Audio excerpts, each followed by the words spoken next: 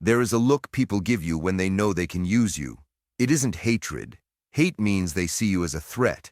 Hate means you have weight in the room. No, this look is worse. It's indifference, a casual dismissal, the silent decision they've made about you. This person will tolerate anything. And you felt it. You feel it when they interrupt you like your thoughts are background noise. You feel it when they forget your needs but always remember their own. You feel it when they ask for favors like it's your job to provide and then disappear the moment you need something back. The part that stings isn't even what they do, it's what it suggests, that you are easy to overlook, easy to access, easy to drain. And here's the truth most people avoid saying out loud: you didn't deserve to be used, but you train people to treat you that way. Not because you're weak, not because you're stupid, but because somewhere along the way you confused endurance with virtue. You confused silence with wisdom. You confused constant availability with kindness, and it feels noble until you notice what it creates. A life where your boundaries are optional. A life where your time is treated like it belongs to everyone except you. Stoicism was never about being nice. It was never about being passive. Stoicism is discipline, it's sovereignty, it's refusing to surrender your peace just to keep others comfortable. The Stoics understood something modern people forget. Respect is not begged for, respect is built, and it's built through action, through standards, through boundaries that don't move just because someone pushes. Today, I'm going to show you how to stop being used, not with aggression, not with arguments, not by becoming cold, but by becoming solid, calm, untouchable, the kind of person who doesn't have to demand respect because your life already communicates. This is the standard: adapt or leave.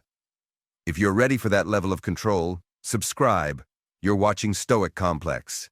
And this is where the cycle ends. Let's start with the trap that creates the usable person. It's the habit of saying yes before you even think. Yes, I'll do it. Yes, I'll come. Yes, I'll help. Yes, even though I'm exhausted. Yes, even though I don't want to. Yes, even though it costs me more than it costs them. And every time you do it, you lose something small. A little energy, a little dignity, a little identity. On the surface, it looks like generosity. People call you dependable, supportive, such a good person. But what's actually happening is far darker. You're becoming predictable, and predictable people get exploited. Because if your answer is always yes, people stop seeing your help as a gift. They see it as a feature, like Wi-Fi, like running water, like something that should always be available. And then one day you finally say no, and suddenly you're the bad guy. That's how you know you've been overgiving, when your boundary feels like betrayal to them. Here's the uncomfortable truth. Every time you say yes to something that violates your peace, you are teaching the world that your peace is negotiable. You are telling people without words, my time is flexible, my energy is yours, my needs come last. And the world listens. The Stoics warned against this. Epictetus made it painfully clear: you don't control what people ask of you. You control what you agree to. Life is not about what happens to you, but what you choose. And choice is where your power lives. So the first rule is simple, and it will change your life. Stop explaining your no. Most people don't struggle to say no. They struggle to stand by it without feeling guilty. So they over-explain. They write paragraphs. They apologize. They offer excuses. They negotiate against themselves. And the more you explain, the weaker your boundary becomes. Because you're teaching them that your no is temporary, that it can be chipped away. A disciplined person doesn't deliver a speech. They deliver a decision. No, I can't. No, that doesn't work for me. No. And then silence. That silence is the second weapon. Most people fear silence because silence feels like conflict. Silence feels like rejection. But silence is not weakness. Silence is pressure. Silence forces the other person to sit with your boundary instead of talking you out of it. If someone interrupts you, don't rush to regain their attention. Stop, look at them, let the pause hang. Don't laugh it off, don't shrink, don't compete. You'd be shocked how quickly people adjust when your presence stops begging to be acknowledged. There's a reason the calmest person in the room often becomes the most powerful. Not because they're loud, because they're unmoved. That's Stoic energy, not performance, control. And control is exactly what people who use others are searching for. They're scanning the room for the easiest target. The person who will fold, the person who will over-explain, the person who will feel guilty, the person who is hungry for approval. So you stop being that person by becoming harder to access.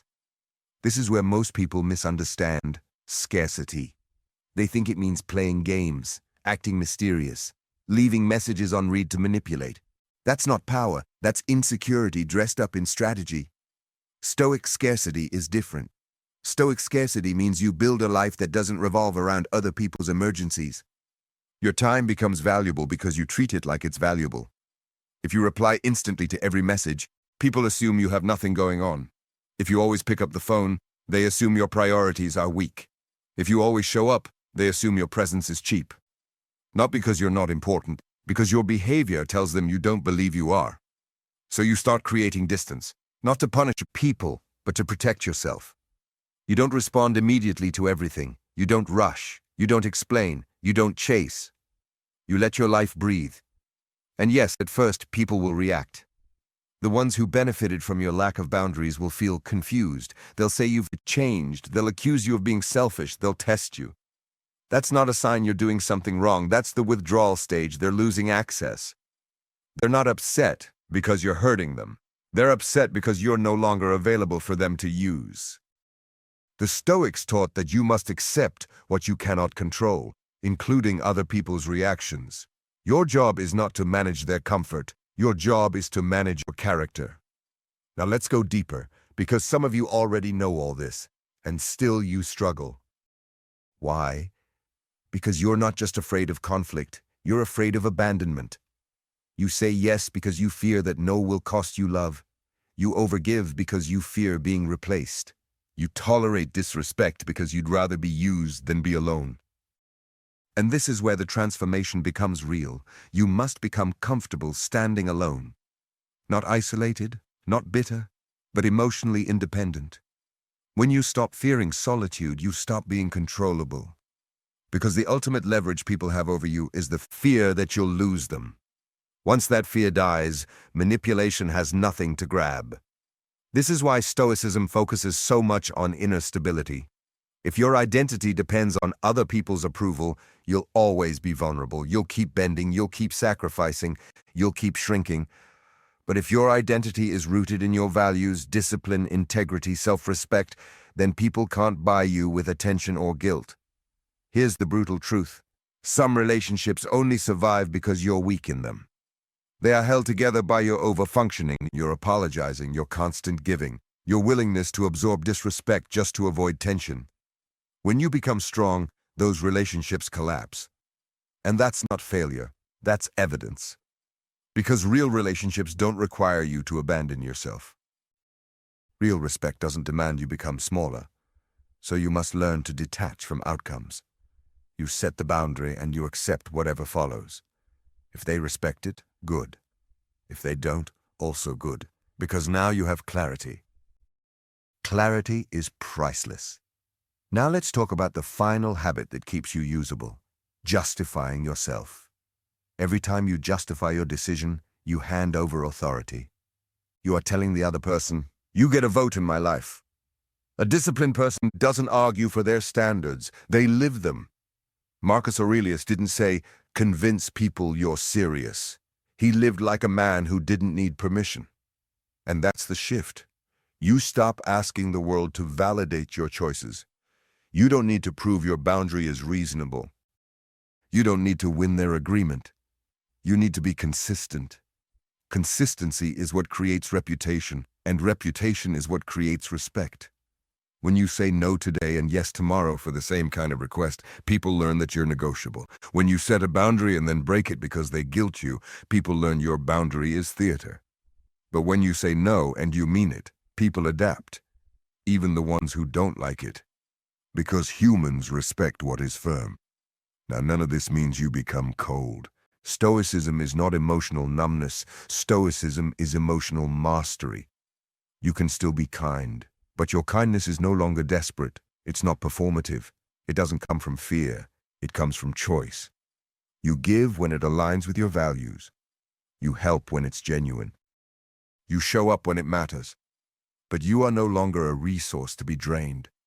You are not a convenience. You are not a background character in someone else's story.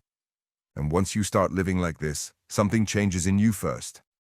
You stop resenting people because you stop giving away what you secretly didn't want to give. You stop feeling bitter because your life starts reflecting your priorities. You stop feeling invisible because you stop acting like you're optional. And then the outside world follows. Not because you demanded it, because you finally became the type of person who doesn't tolerate disrespect. That's what discipline does. It makes your life expensive. Not in money and access. In time. In attention. In emotional availability. It makes your presence something that must be earned. And when you build a life worth protecting, you naturally protect it. You stop bending. You stop over-explaining. You stop chasing. You stop performing kindness as a way to buy belonging. You become steady. And that steadiness is what people feel.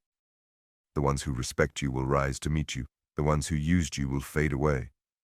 And that is the price of self-respect. So here's your challenge. The next time you feel the urge to overgive, pause. Ask yourself, am I doing this from value or from fear? If it's a fear, stop. If it's values, proceed calmly. Say no without apology. Create space without guilt. Use silence without discomfort. And remember, discomfort is not danger. Discomfort is growth. You're not here to be used. You're here to live deliberately. This is Stoic complex. And if you're ready to stop being overlooked, stop being drained, and start commanding respect without ever raising your voice, please subscribe.